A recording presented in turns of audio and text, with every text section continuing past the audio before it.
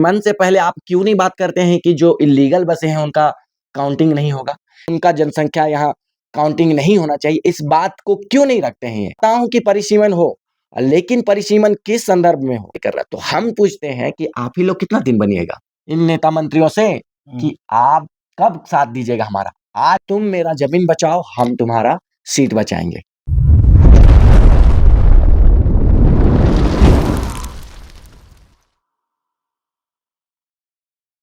नमस्कार, जोहार। आप देख रहे हैं झारखंड स्वतंत्र खबर। अभी कहें कि जिस तरह से परिसीमन के लेकर के झारखंड में गहमा-गहमी है और कहें कि जिस तरह से आदिवासी जो नेता हैं, आदिवासी अगुवा हैं, कहीं न कहीं परिसीमन का विरोध इसलिए कर रहे हैं कि उनका जो एसटी सीट है, आरक्षित सीट है, वो घटेगा। वहीं पर कई लोग जो हैं सपोर्ट भी कर रहे हैं ना कि यहाँ परिसीमन होना चाहिए, यहाँ सीट बढ़ना चाहिए। तो इसी बात करने के लिए हमारे साथ सामाजिक कार्यकर्ता राकेश बड़ाइक हैं, जो इस पर इनका क्या प्रतिक्रिया आता है, हम जानते हैं कि एक तरफ लोग सपोर्ट कर रहे हैं, तो दूसरी तरफ विरोध कर रहे हैं। तो क्या झारखंड में क्या होना चाहिए? परिसीमन होना चाहिए कि नहीं होना चाहिए? या परिसीमन से लोग आदिवासी नेता इतना क्यों डर रहे हैं? उस पर भी बात करेंगे। राकेश जी, जोहार। सभी दर्शकों को मेरा जोहार। और परिसीमन की बात है तो परिसीमन तो संवैधानिक चीज़ है तो वो होनी चाहिए। लेकिन आपको देखना होगा कि किस आधार पे कर रहे हैं आप। जैसे कि देखा जाए तो ये हमारा शेड्यूल एरिया है, झारखंड जो है वो 5वीं अनुसूची क्षेत्र में आता है। तो यहाँ तो औने-पौने दाम में लोग आके बस गए, बाहरी आके बस गए। तो आप परिसीमन से पहले आप क्यों नहीं बात करते हैं कि जो इल्लीगल बसें हैं उनका काउंटिंग नहीं होगा? ये जो नेता मंत्री अभी कह रहे हैं कि परिसीमन का विरोध कर रहे हैं, चाहे जो भी कर रहे हैं, इनको मैं कहना चाहूँगा कि आप यहाँ के आपको जनता ने चुना, आपको विधायक बनाया, आपको मंत्री बनाया, तो आप जब यहाँ की जनसंख्या बढ़ रही थी, लोग बाहर से आके यहाँ पे बस रहे थे, तब आप लोग क्यों आवाज़ नहीं उठा रहे थे कि यहाँ सादा पट्टा में लोग नहीं बसेंगे? अगर बस गए हैं आज, तो आप उनको अ, इल्लीगल जो बसे हुए हैं, उनका जनसंख्या यहाँ काउंटिंग नहीं होना चाहिए, इस बात को क्यों नहीं रखते हैं ये?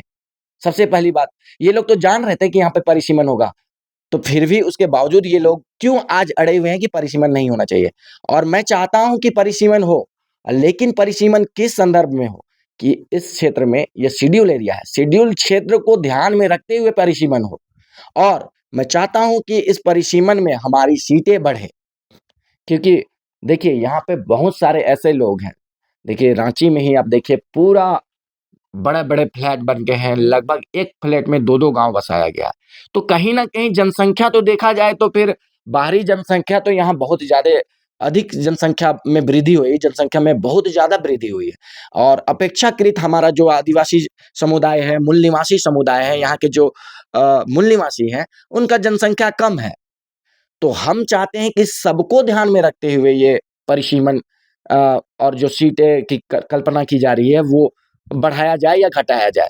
नहीं तो आदिवासियों का कहीं न कहीं इससे नुकसान होगा और देखा जाए तो ये जो नेता मंत्री ये परिसीमन का आंदोलन कर रहे हैं, ये कहीं न कहीं अपनी राजनीति चाह को बढ़ाने के लिए कर रहे हैं क्योंकि देखा जाए तो इनको कहीं न कहीं ये लग रहा है कि हमारी सीटें घटेंगी, अगर हमारी सीटें घटती हैं तो हमारा बेटा-बेटी किस सीट से उठेगा? क्योंकि एक एमएलए बन जाते हैं, एक एमपी बन जाते हैं तो बेटा को एमएलए बनाने के लिए कोई तैयारी कर रहे हैं।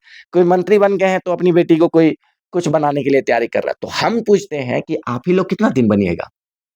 आप आप 28 गो अभी यहाँ पे आरक्षित सीट है, हुँ, उतने क्षेत्रों से नेता मंत्री विधायक बन चुके हैं। हुँ। लेकिन क्या ये नेता मंत्री कभी सड़कों पे आदिवासी मुद्दों को लेके क्या सड़कों पे उतरे हैं एक साथ? आज देखना होगा कि आखिर ये क्यों उतर रहे हैं?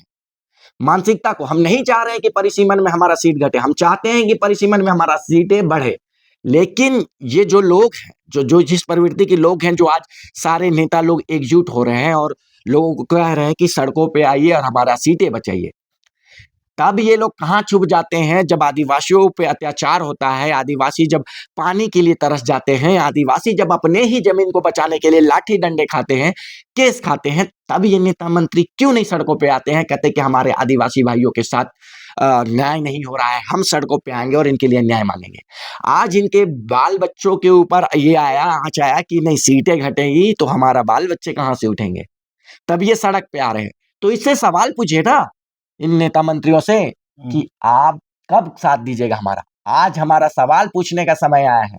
आज इनका अगर आप साथ देते हैं तो एक बात जरूर कहिए, जिस तरीका से सुभाष चंद्र बोस ने कहा था ना कि तुम मुझे खून दो मैं तुम्हें आजादी दूंगा। तो आजादी देने के लिए भी खून चाहिए होता है। तो इन लोगों को सीट देने के लिए हम लोगों को क्या चाहिए, हम लोगों को आवाज देना चाहिए एक स्वर में कि तुम हमारा जमीन बचाओ, हम तुम्हारी सीटें बचाएंगे। क्योंकि इनका सीट का लड़ाई है और हमारा जमीन का लड़ाई है। आदिवासियों जमीन से पहचाने जाते हैं, जमीन से उनका अस्तित्व है। तो हम चाहेंगे सारे आदिवासी इस बार इन नेता मंत्रियों से यही कहें कि तुम मेरा सीट बचाओ, नहीं तुम मेरा जमीन बचाओ, हम तुम्हारा सीट बचाएंगे। लेकिन क्या लगता है कि अगर परिसीमन होगा तो ये लास्ट आदिवासी मुख्यमंत्री होंगे कि आगे भी बनने का चांस है आदिवासी? देखिए, आदिवासी मुख्यमंत्री बने कि ना बने, इससे आदिवासी का तो कहीं कोई भलाई हमको दिख नहीं रहा है। आदिवासी नाम मात्र के आदिवासी बन जाने से अगर भला हो जाता तो हम तो चाहते कि बार बार ऐसे आदिवासी मुख्यमंत्री बने। लेकिन क्या वाकई में आदिवासी मुख्यमंत्री बनने से आदिवासियों का भलाई हो रहा है? मैं आदिवासी जो देख रहे हैं उन्हीं से पूछना चाहता हूँ। जब से अभी ये दूसरा सत्र चल रहा है उनका, 5 साल रहे, अभी ये दूसरा साल चल रहा है, मतलब 7 साल होने को है। क्या आदिवासियों, कहाँ पे आदिवासी का आप उत्थान देख रहे हैं? आप देखिए, कोल्हान क्षेत्र हो, चाहे आपका संथाल क्षेत्र हो, चाहे छोटा नागपुर का क्षेत्र हो, हर जगह आदिवासी प्रताड़ित है, आदिवासी शोषित है, आदिवासी दबा कुचला हुआ है। आप देखिए रिम्स 2 का मामला, कितने 2, 3, 4 साल लगातार प्रयास कर रहा है कि वो आदिवासी मुख्यमंत्री से वार्ता हो जाए। आदिवासी मुख्यमंत्री होने के नाते क्या एक बार भी वार्ता करने के लिए उन्होंने बात रखी कि मैं अपने ये मेरे अपने हैं, मैं मुझे इनसे बातें करनी चाहिए? कभी नहीं। आदिवासी जो सरना सिरमटोली स्थल पे जो फ्लाईओवर बना है, उसके लिए बहुत गुहार लगाया। मुख्यमंत्री जी से बातें करने के लिए बातें करना चाहा, लेकिन क्या आदिवासी मुख्यमंत्री होने के नाते क्या आदिवासियों के साथ उन्होंने वार्ता करने के लिए सोचा? यानी कि भी सोचा? तो ऐसे मुख्यमंत्री, ऐसे आदिवासी मुख्यमंत्री का होने का क्या फायदा? जब यहाँ के आदिवासी लोग पानी पीने के लिए एक डोभा, नाला, कुआँ का प्रयोग कर रहे हैं अभी भी। तो ऐसे मुख्यमंत्री राज्य में रहने का क्या? यहाँ जो लोग अपना हक अधिकार, यहाँ के जमीन के खनिज संपदा पे मूल निवासी जब अधिकार मांगते हैं, तब उनको गोली मरवा दिया जाता है। तो ऐसे आदिवासी मुख्यमंत्री का क्या लाभ रहने का? मैं तो चाहता हूँ कि ऐसे आदिवासी मुख्यमंत्री का हमें कोई काम नहीं। अगर उससे अच्छा तो कोई गैर आदिवासी ही मुख्यमंत्री और बने और वो आदिवासियों का आवाज उठाए, तो उसे हम अपना मानेंगे। जो अपना होके हम पे तीर भोंके, क्या वो अपना होगा? बिल्कुल अपना नहीं होगा। नाम मात्र के ये आदिवासी मुख्यमंत्री बने हुए हैं, लेकिन क्या ये आदिवासियों के लिए कोई भी हित का एक काम गिना दीजिए ना कि आदिवासी के लिए क्या? आदिवासी दिवस मनाने से आदिवासी मुख्यमंत्री हो जाएंगे? राकेश भाई, कई लोग ऐसे भी कहते हैं कि जब रघुवर दास गैर आदिवासी बने थे तो आदिवासी जितना जमीन था उस लैंड बैंक करके, चाहे सरना स्थल, तमाम लोग ऐसा कहते हैं कि सबको लैंड बैंक में कर दिए थे। तो क्या लगता है कि गैर आदिवासी बनेंगे तो फिर इस तरह का होगा या फिर? देखिए, ठीक कह रहे हैं कि उन्होंने लैंड बैंक में बहुत सारे जमीनों को दिया। तो सरकार जो ये हेमंत सरकार आई थी, क्या कही थी कि हम जब सरकार में आएंगे इस लैंड बैंक को निरस्त करेंगे। आज 7 साल हो गया है। पूछिए ना जी इस मुख्यमंत्री से कि क्या आप लैंड बैंक को निरस्त किए? नहीं किए। मतलब कि इनकी भी मंशा वही है जो गैर आदिवासी मुख्यमंत्री का मंशा थी। तो क्या फायदा आपको एक आदिवासी चुन के? उससे अच्छा तो हम दुश्मन ही चुने। कम से कम दुश्मनी, उससे कम से कम आंख नजर मिला के सबको ही तो कम से कम उससे आवाज उठाता है। आज लोग क्या इस सोच से नहीं आवाज उठा रहे हैं या फिर इनके इनके खिलाफ में विरोध नहीं कर रहे हैं कि आदिवासी है। क्या फायदा? कम से कम रघुवर तो सुनता था ना कि उनका विरोध करता था जब आदिवासी समाज, तो पीछे हटता था। ये तो पीछे हटने का नाम ही नहीं लेते हैं। ये तो पीछे हटते नहीं, अड़े होते हैं, कहते हैं कि मेरे अलावा इनके पास ऑप्शन कोई है ही नहीं। तो हमको बताना होगा हेमंत सोरेन को कि इसके अलावा हमारे पास ऑप्शन है। आदिवासी समाज ऑप्शन बना रहा है, क्योंकि ये बस हेमंत सोरेन बस ऑप्शन नहीं है हमारे पास। आदिवासी समाज सक्षम है कि आदिवासी समाज अपना अगुआ चुन सकता है। बस हम हेमंत सोरेन के भरोसे नहीं बैठे हैं। ये आदिवासी समाज को उनको बताना होगा, तब जाके हमारा समाधान होगा। नहीं तो मैं कह देना चाहूंगा कि हेमंत सोरेन के होते हुए कोई समाधान नहीं होगा। आदिवासी सड़कों पे था और रहेगा। अभी आप सुन रहे थे राकेश बड़ाई की बात, जिस तरह से परिसीमन पर हम लोग बात शुरू किए थे कि कई लोग परिसीमन के सपोर्ट में हैं, कई लोग विरोध कर रहे हैं। उसी पर बहुत माने जो हम अपना मंतव्य दे रहे थे, तो ये कहें कि जो आज के नेता विरोध कर रहे हैं, कहीं न कहीं अपने बाल-बच्चे के लिए सोच रहे हैं।